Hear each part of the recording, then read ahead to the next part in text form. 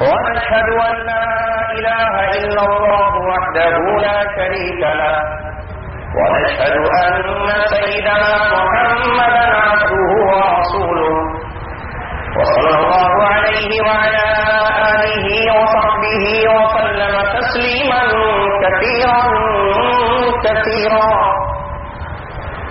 أما بعد، قال الله تبارك وتعالى في كتابه الكريم: ولا تقولوا لمن يقتل في سبيل الله أموات بل أحياء ولكن لا تشعرون. قال النبي صلى الله عليه وسلم: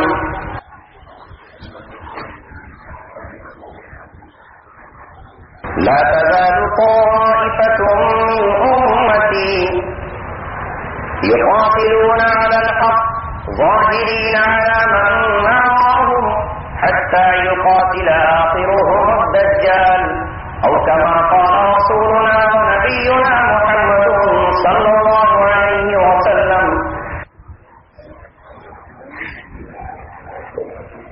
یہ دستور زبان بندی ہے کیسا تیری محفل میں،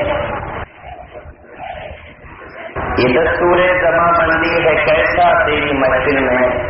یہاں تو بات کرنے کو ترستی ہے زبان میری، اٹھائے کچھ ورق لالا نے، کچھ نرگس نے، کچھ گل نے، چمن میں ہر طرف بکھری پڑی ہے داستان. اڑائی ٹوٹیوں نے، خمریوں نے، جلیبوں نے، چمن والوں نے مل کر لوٹ لی طرز سوا میری. لپٹ ہے شمع آنسو بن کے پروانے کی آنکھوں سے، سراپا درد ہوں حسرت بھری ہے داستان.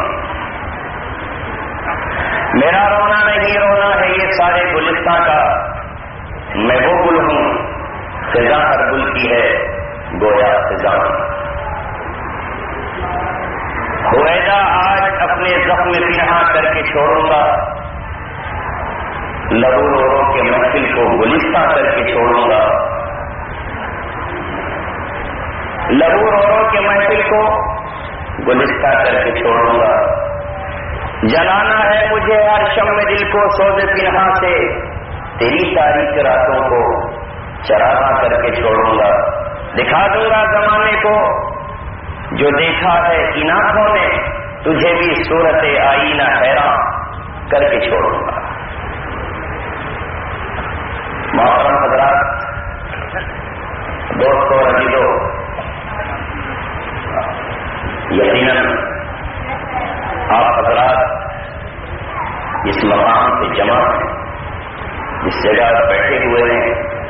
میں آج سے 2 سال پہلے غالباً حاضر ہوا تھا تو اس جگہ کا نقشہ کچھ اور تھا، اور آج اس کا نقشہ کچھ اور ہے.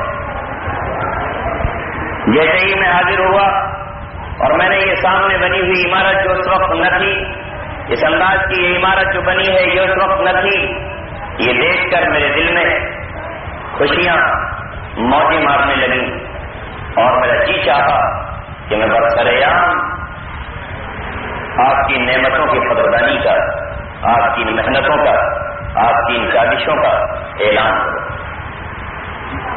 خوش نصیب ہیں آپ اور قابل مبارکباد ہے اہل چاند کھیڑی، جنہوں نے اتنی زبردست عالی شان مسجد اس گاؤں میں قائم کی، اور پھر اس کے چاروں طرف قال اللہ قال رسول کی صدا بلند کرنے والی بلبلوں کے لیے ایک ایسا انتظام کیا جہاں قرآن اور قرآن کی تعلیم عام ہونے لگے.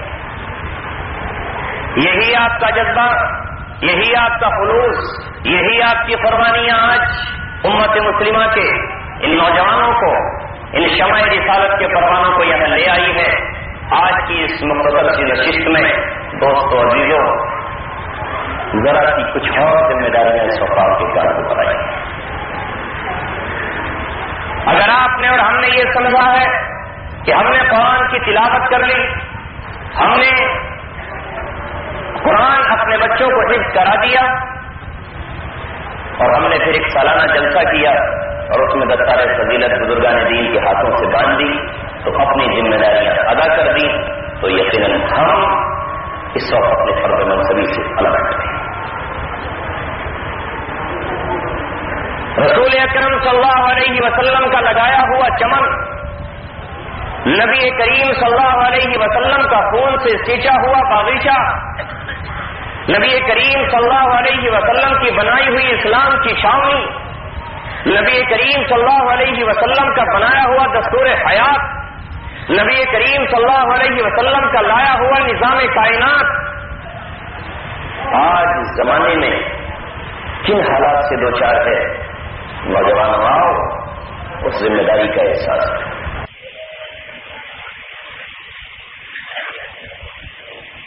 تجھ کو کرنے ہیں ہزاروں دست طے، مسترد کیوں پہلی ہی منزل میں ہے۔ پرے ہے چرخ نیلی فام سے منزل مسلمہ کی، ستارے جس کی گردے راہ ہو وہ کارواں تو ہے۔ ستاروں سے آگے جہاں اور بھی ہے، ابھی عشق کے امتحان اور بھی۔ جس نبی کی سیرت کو آپ سننے جمع ہوئے ہیں، جس محمد صلی اللہ علیہ وسلم کی سیرت کے نام پہ آپ یہاں آئے ہیں، محمد صلی اللہ علیہ وسلم نے کس انداز کا چمن اور کس انداز کا باغیچہ سجا سجا کر کے آپ کو دیا تھا، اور اس باغیچے کے سجانے میں دو عالم کے تاجدار نے کیا قربانیاں دی تھیں، ذرا ایک لمحے کے لیے 1400 برس کی تاریخ کا پنا الٹیے اور اسے سمجھنے کی کوشش کیجیے۔ ایک وہ زمانہ ہے کہ عرب کے صحرا میں بھی، یورپ کی زمین پر بھی، ایران میں بھی، اس ہندوستان میں بھی، اور ساری دنیا میں کفر دندنا رہا تھا، ساری دنیا میں کفر غالب آ چکا تھا، عورتوں کی آبروریزی ہو رہی ہے، یتیموں کے سر پہ ہاتھ رکھنے والا کوئی نہیں ہے، بیت المقدس کی چیخیں سننے کے لیے کوئی آگے نہیں آ رہا ہے، بیت المقدس اذانوں سے محروم کر دیا گیا، یہاں تک کہ خانہ کعبہ بتوں سے اور اس کی گندگیوں سے بھر دیا گیا، اور خانہ کعبہ کی دیواروں میں بھی سجدوں کی اجازت نہ تھی۔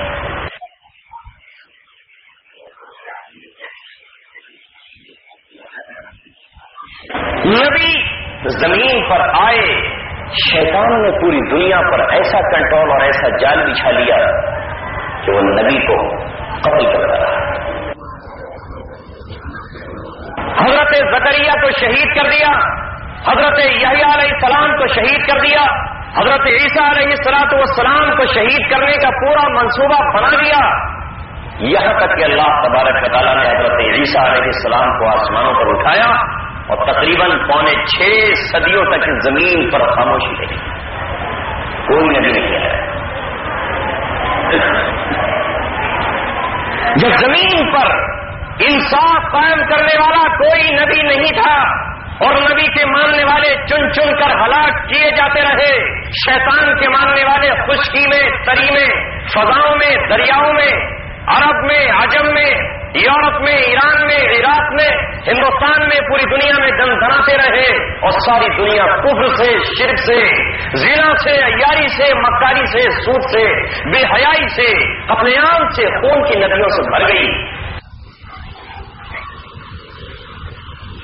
تو اللہ تبارک و تعالیٰ نے عالم کے تاجدار کو بھیج دیا، محمد صلی اللہ علیہ وسلم مکے کی سرزمین کو تشریف لے آئے، اور رسول اکرم صلی اللہ علیہ وسلم نے اب اصلاح کا کام شروع کیا، اور جب آپ نے اصلاح کا کام شروع کیا اور دعوت حق کی پہلی آواز کوہ صفا سے شروع کی، پہاڑ سے آپ نے آواز لگائی، یہیں سے حق اور باطل کی کشمکش شروع ہوئی، ٹکراؤ شروع ہو گیا، اور نبی کریم صلی اللہ علیہ وسلم کے خلاف سازشیں شروع ہو گئی۔ لیکن آقا محمد نبی کریم صلی اللہ علیہ وسلم نے نہ تو حالات سے سمجھوتا کیا، نہ ظالموں کے سامنے اپنے ہتھیار ڈالے، اور بلاخر آپ اپنے مقصد کو آگے بڑھاتے چلے، یہاں تک کہ وقت آ گیا کہ آپ کی گرفتاری کا آرڈر جاری کیا، آپ کے قتل کے لیے ہر قبیلے نے ایک دوسرے کے ہاتھ پر ہاتھ رکھ کے قسم کھائی کہ آج محمد صلی اللہ علیہ وسلم کا چراغ گل کر دیا جائے. خالق کائنات جس نے نبی پاک صلی اللہ علیہ وسلم کو قیامت تک کے لیے رہنما بنا کر بھیجا تھا اور محمد صلی اللہ علیہ وسلم کو اس کائنات کا دولہا اور بادشاہ بنا کر بھیجا تھا، ان کی حفاظت کا یہ نظم کیا کہ مدینے کے لوگوں کے دلوں میں آپ کی محبت کو پیدا کر دیا. آپ وہاں تشریف لے گئے اور اب حق و باطل کی کشمکش بالکل کھل کر سامنے آ گئی اور اب قرآن کریم کی آیت اتر گئی. اللہ تبارک و تعالیٰ نے اب قرآن کو نازل کر دیا اور کہا کہ ہم نے دین حق آپ کو دیا ہے. اذن للذین یقاتلون بانہم ظلموا. آج مظلوموں کو یہ حق دیا جاتا ہے کہ وہ تلوار کے جوہر دکھائیں. آج میدان جنگ میں محمد صلی اللہ علیہ وسلم آپ کے ساتھیوں کو اجازت دے دی گئی ہے، میدان میں نکلو اور کفر کو بتا دو کہ ہم نے اپنے ہاتھوں میں چوڑیاں نہیں پہن رکھی ہیں، ہم نے بھی انہی عرب کے سورماؤں کا دودھ پیا ہے جن کا تم دودھ پی کر آئے ہو.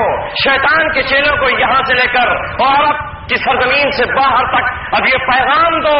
کل ہمیں سر جھکانے کا حکم تھا تو ہم نے سر جھکایا تھا، کل ہمیں چھپنے کا حکم تھا تو ہم دار ارقم میں چھپے تھے، کل ہمیں یہ حکم تھا واقو فصفحوا عارض المشرکین، اعراض کر جاؤ، معاف کرو. ہم نے معاف کر دیا تھا.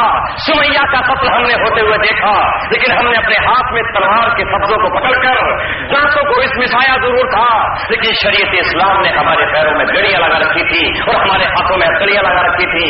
ہم نے بہادری کے جوہر نہیں دکھائے.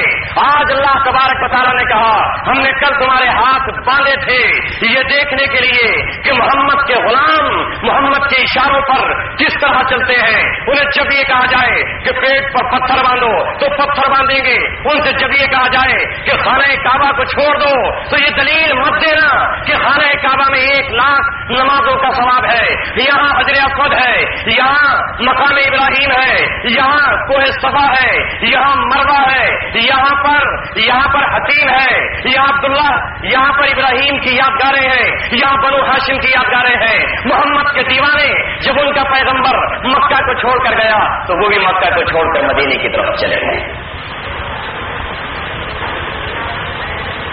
یہاں میں ایک ایسا لشکر اللہ تبارک و تعالیٰ کو تیار کرنا تھا اور کرانا تھا کہ جب ان سے یہ کہا جائے کہ روک لو ہاتھ تو ہاتھ رک جائیں اور جب ان سے یہ کہا جائے کہ اب ہاتھوں کے جوہر دکھاؤ اور بہادری کے جوہر دکھاؤ تو پھر حضرت خالد بن ولید کے ہاتھ سے 9 تلواریں غزوہ موتہ میں ٹوٹ جائیں.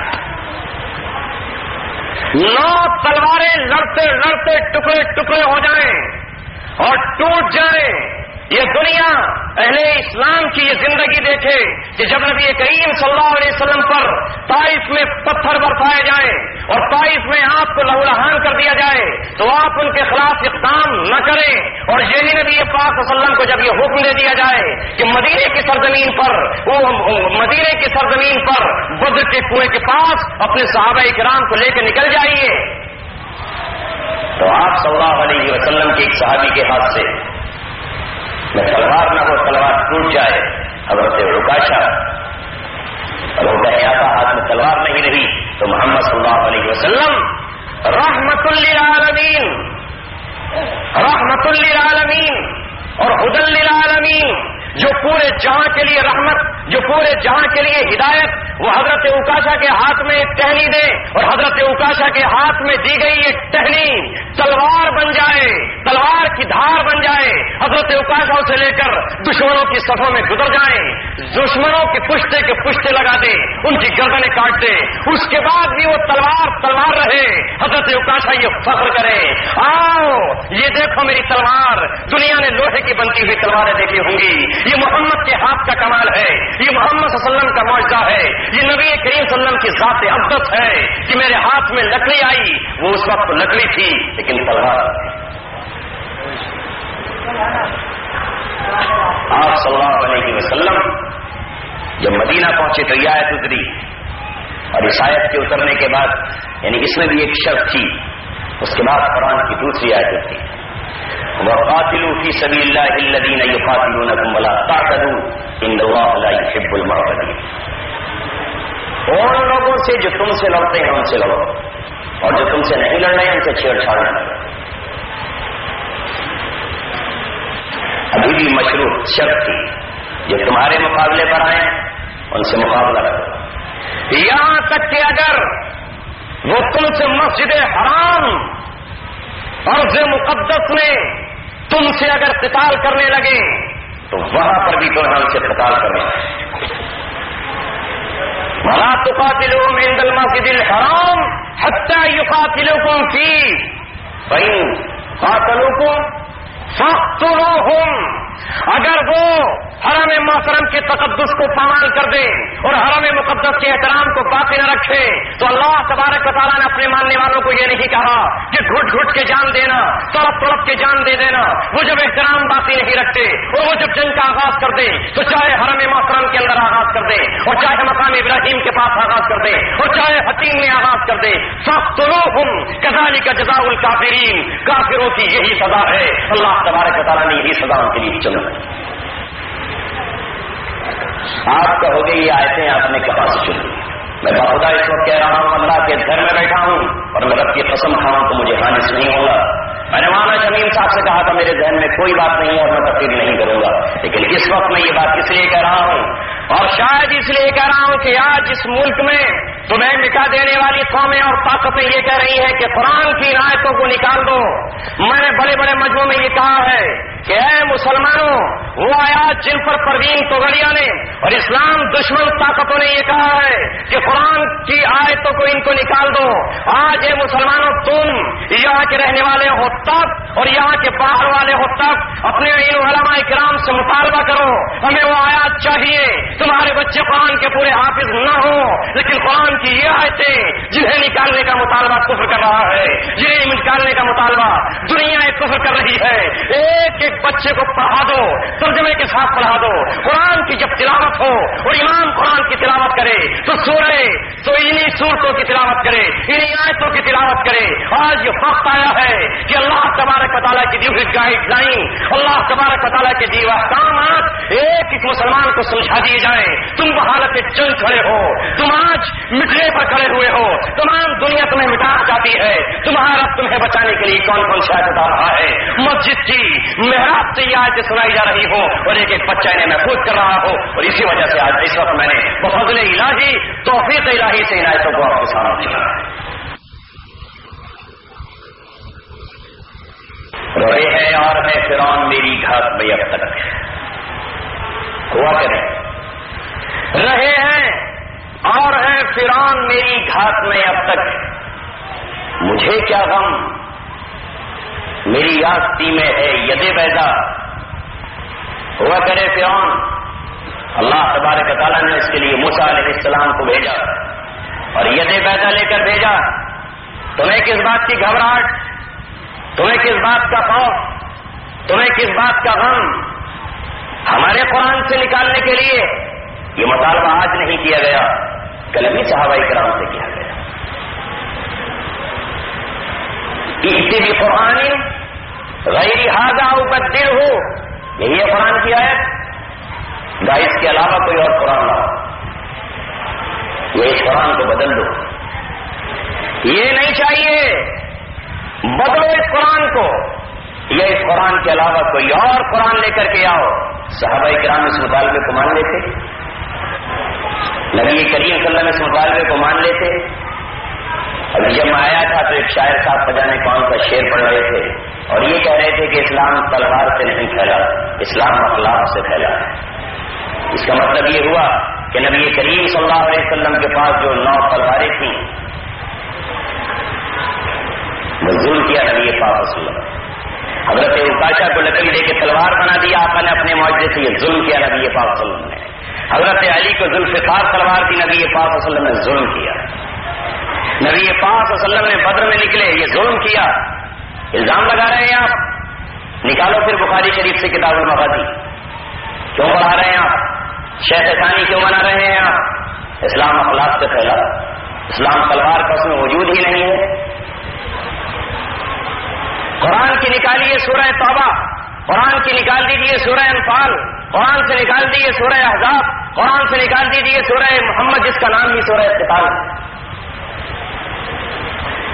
نبی پاک صلی اللہ علیہ وسلم کی سیرت جنگ بدر کے بغیر مکمل ہو جائے گی؟ آپ صلی اللہ علیہ وسلم کی سیرت غزوہ احد کے بغیر مکمل ہو جائے گی؟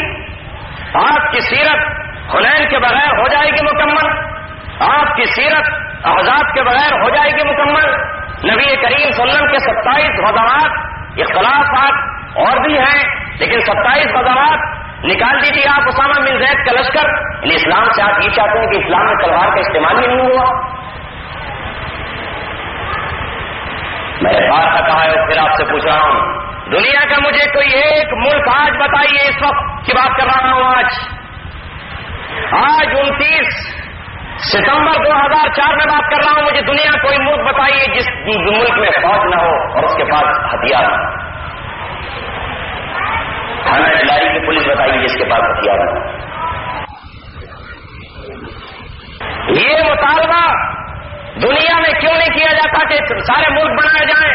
وہ پیسہ جو ملک کا 30% حصہ یا ملک کا 48% آمدنی کا حصہ فوج پہ خرچ کیا جاتا ہے، اسے ہاسپٹل پہ خرچ کیا جائے، اسے زمینوں پہ خرچ کیا جائے، اسے کنوینٹ پہ خرچ کیا جائے، اسے دواؤں پہ خرچ کیا جائے، اسے زمین پہ خرچ کیا جائے، کوئی یہ مطالبہ نہیں کرتا۔ اور جب اسلام اس مطالبے کو کہتا ہے کہ مسلمانوں کی فوج لیس ہونی چاہیے، مسلمان بغیرت قوم نہیں ہونے چاہیے، مسلمان باعزت ہونے چاہیے، مسلمان شجاع ہونے چاہیے، مسلمان بہادر ہونے چاہیے، مسلمان دلیر ہونے چاہیے، تو آپ کہتے ہیں کہ اسلام تو اخلاق سے کہتا ہے۔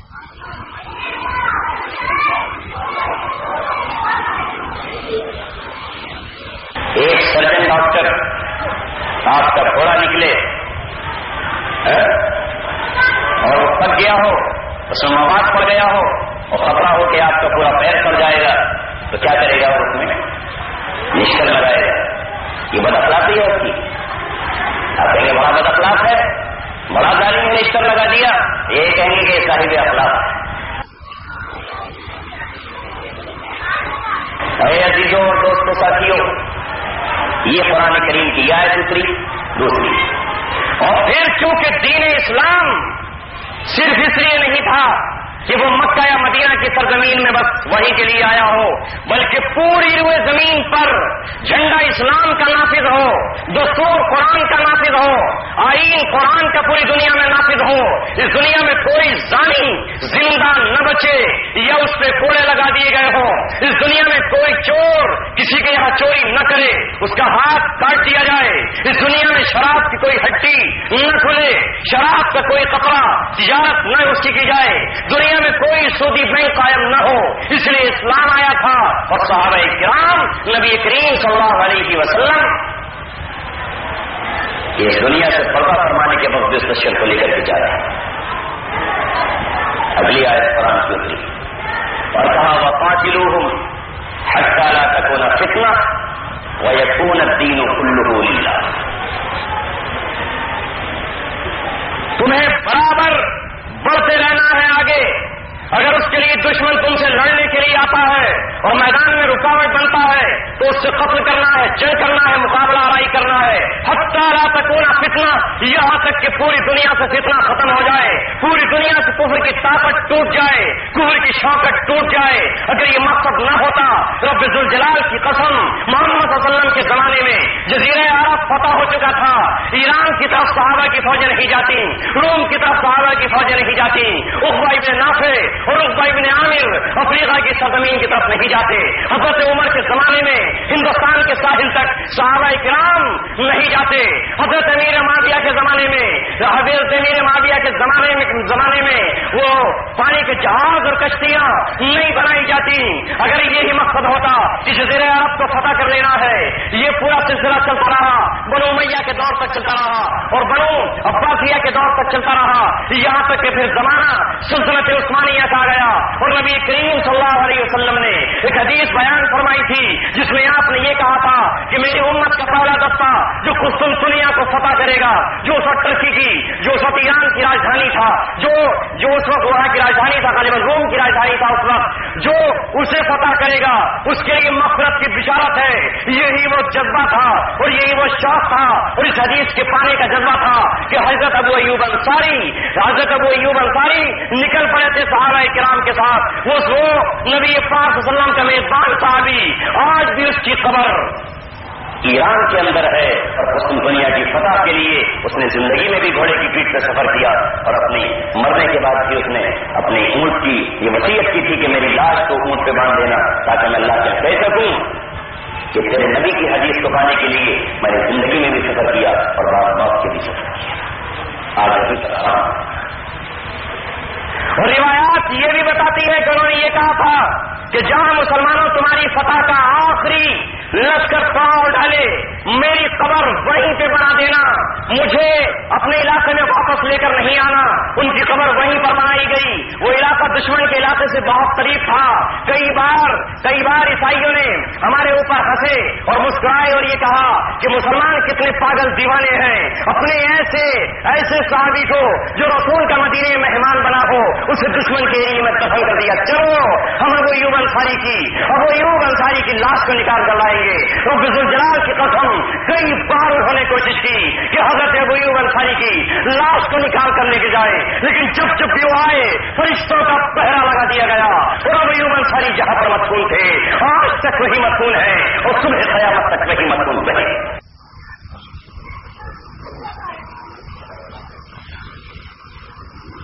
میں نے قرآن کی جو آیت پڑھی ہے وہ یہی ہم سے کہتی ہے کہ راز خدا میں مرنے والوں اپنے آپ کو مردہ نہ سمجھنا اور ظالم اور تمرین مردہ مت سمجھنا۔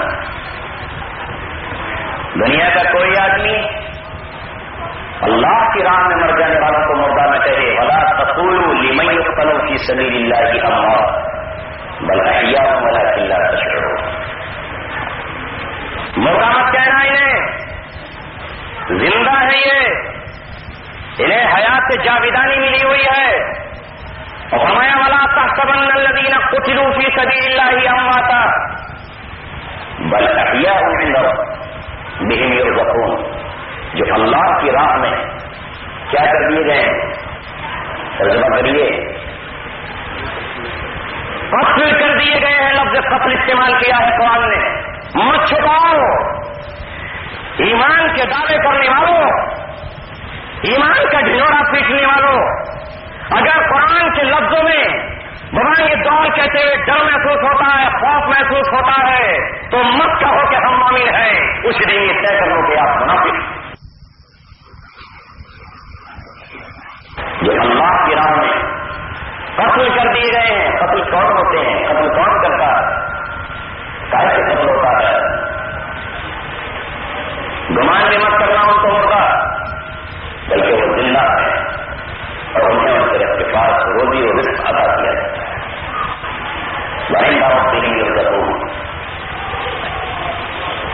فرمایا اللہ تبارک و تعالیٰ یہ قرآن کی آیات ہیں۔ قرآن کی اس آیت کی روشنی میں حضرت حسین زندہ ہیں، حضرت حسن قبر اطہر میں زندہ ہیں، امام ابو حنیفہ زندہ ہیں۔ یہ وہ حضرات تھے، امام ابو حنیفہ ہوں یا امام احمد ابن حنبل، امام مالک ہوں یا امام بخاری، فضیل ابن عیاض ہوں یا عبداللہ بن مبارک یا علامہ ابن تیمیہ ہوں یا مجدد الفسانی یا شیخ عبد القادر جیلانی یا آپ کے اسی ہندوستان میں جن کی طرف آپ کی نسبت ہے سلسلہ چشتیہ کے بزرگ خواجہ معین الدین چشتی اجمیری رحمۃ اللہ علیہ، محض انہوں نے اپنے ہاتھوں میں قلم تھام کر ہی یہ نہیں محسوس کر لیا کہ ہم نے دین کی ذمہ داریاں نبھا دی، محض انہوں نے خانقاہوں ہی میں اللہ کی ضربے لگا کر یہ نہیں کہہ دیا کہ بس یہی دین تمام ہوا، بلکہ شیخ معین الدین چشتی اجمیری رحمت اللہ علیہ کے دادا پیر شیخ ابو محمد چشتی کو خواب میں بشارت ہوتی ہے نبی کریم صلی اللہ علیہ وسلم کی، اور نبی کریم صلی اللہ علیہ وسلم ان سے کہتے ہیں کہ اے شیخ ابو محمد چشتی، آپ محمود غزنوی کے ساتھ ہندوستان کی سرزمین پر جائیے، اور وہ ہندوستان جو صنم کدا بنا ہوا ہے، جہاں شرک پرستی کا دار دورہ ہے، جہاں